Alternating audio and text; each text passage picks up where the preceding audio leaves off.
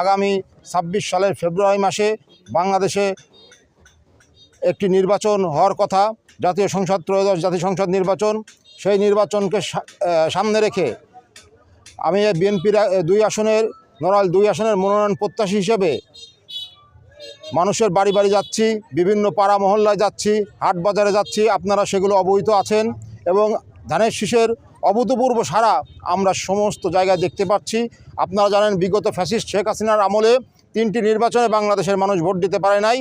সেই জন্যে বাংলাদেশের মানুষ ভোট দেওয়ার জন্য উদ্গ্রীব হয়ে আছে এবং তারা ধানের শীষে ইনশাল্লাহ নড়াইল 2 আসনে তারা জয়যুক্ত করবে এই আশাবাদ এবং আমি ব্যক্ত করছি ইনশাল্লাহ।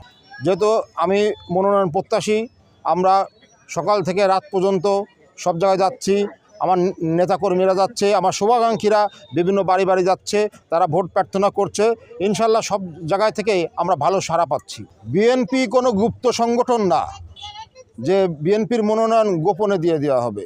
বিএনপি 2 আসনের মনোনয়ন আমাদের নেতা তারেক রহমানের নির্দেশে যখন আমাদের বিএনপির মহাসচিব মির্জা ফখরুল ইসলাম আলমগীর স্যার ঘোষণা করবেন, তখন শুধু নড়াইলবাসী না সারা দেশবাসী ইনশাল্লাহ জানতে পারবেন। সেহেতু এই নিয়ে বিভ্রান্ত হওয়ার কিছু নাই, ঠিক আছে? যখন আমাদের নেতা ঘোষণা করবেন, আপনারা যারা ইলেকট্রিক মিডিয়া, প্রিন্ট মিডিয়া আছেন এবং সাধারণ জনগণ আছেন, আপনারা সবাই জানতে পারবেন ইনশাল্লাহ।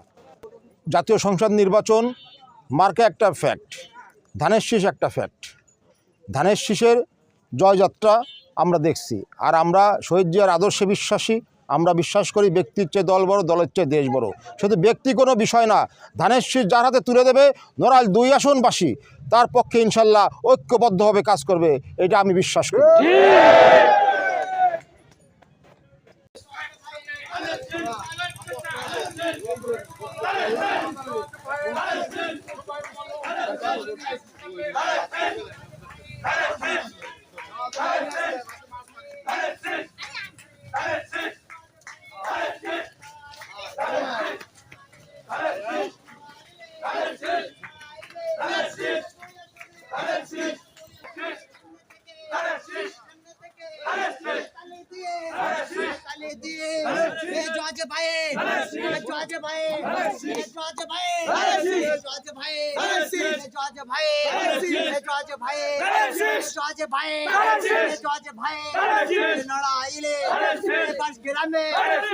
গ্রামে এই আওয়াজ দিয়ে খালেদা জিয়া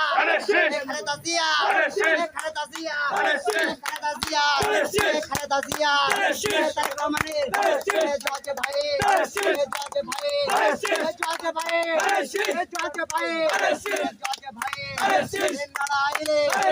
দরিয়া শুনে নারাইলে দরিয়া শুনে খালেদা জিয়া